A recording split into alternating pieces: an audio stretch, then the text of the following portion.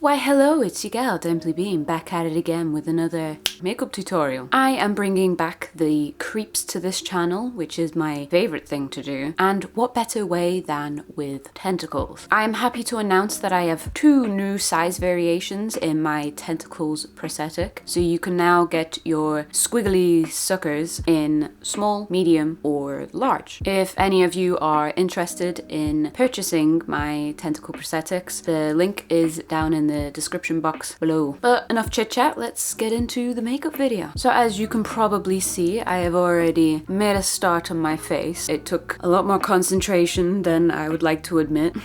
But before I start sticking tentacles to my face, got a few other bits and pieces that I would like to add first. So I have this piece of paper. It's a very nice piece of paper. So I'm gonna add some contouring to my face, but rather than just doing a normal standard bronzer, boring, I decided that I wanted to kind of create like a stenciled effect, and I'm using this piece of paper here and I've cut a wiggly line. The colour that I'm choosing is from my e.l.f. Mad for Matte Holy Smokes palette. I'm going to use a combination of these 2 shades down here. Essentially just hold this to my face and do the stencil.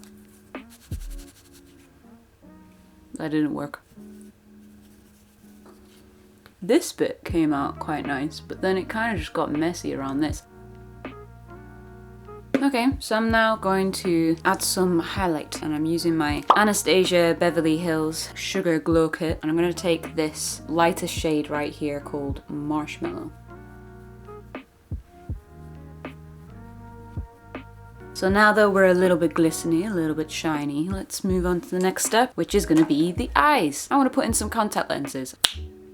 They're in. Okay, so I'm going to go in with the same colours as we did before. So I'm starting off by adding it to my outer corner. We want an exaggerated eye makeup look this time. Make it dramatic.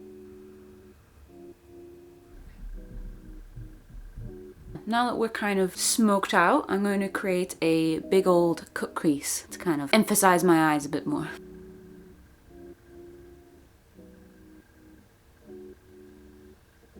And then the last step is I'm going to create a nice winged out liner to really just bring the whole thing together.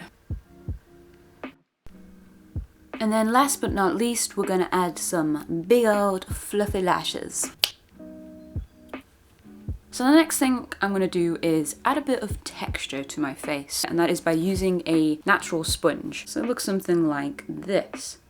Now there are alternatives to using a natural sponge. You can use any makeup sponge and rip out tiny holes out of it to create this kind of texture. I just find that natural sponges are the best way of doing it. They're already set asymmetrically. It also means that you don't have to then pick lots of holes out of makeup sponges because it's already pre-made and pre-done for you. It's perfect. So the idea is, by using this or a ripped up makeup sponge, is that the paint goes on the top layer and then any of the little holes basically don't have paint in them. So I'm going to use my Meron Paradise makeup palette, and in particular using the white and the black colours. Basically dip the sponge in the water like so, get it all up in there, squish it down, and then just wring out all the extra water.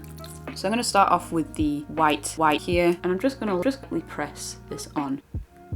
So I'm just doing it very lightly, very subtly. My only gripe with using this palette and using other water-based palettes that are set out like this, as opposed to the individual pots, is to be really careful about hitting just the one pan that you want, rather than accidentally hitting, say, the yellow, which I haven't done, luckily, but it's very easy to. I would recommend, if you had a little bit more money to spend, is to just get individual pots as opposed to a palette like this, because you do have that problem of, if you want to use a sponge or anything that isn't the same diameter as the palette, it makes life a lot more difficult for you. Textured, baby. There's a hair stuck to my face, tickling me. Get off. And now it's time for the fun part. It's tentacle time.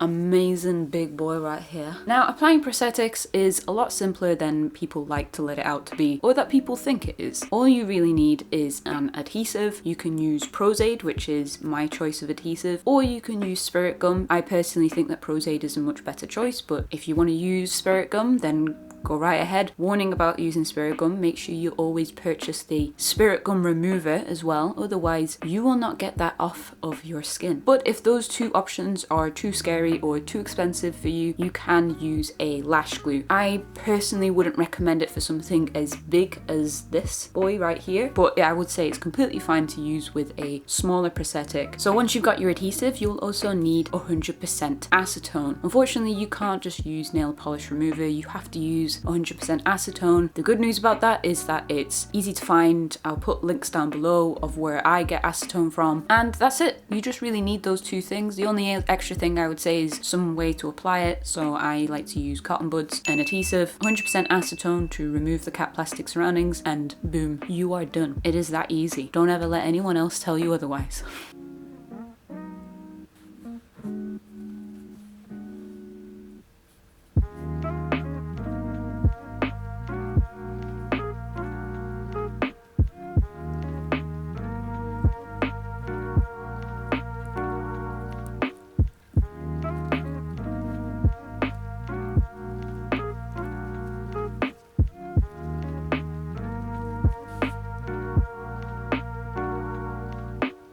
So that's it. As always, if you enjoyed this video, then don't forget to hit that like button. If you'd like to see more content like this, then hit that subscribe button. Comment if you're feeling chatty, and I'll see you next time. Bye.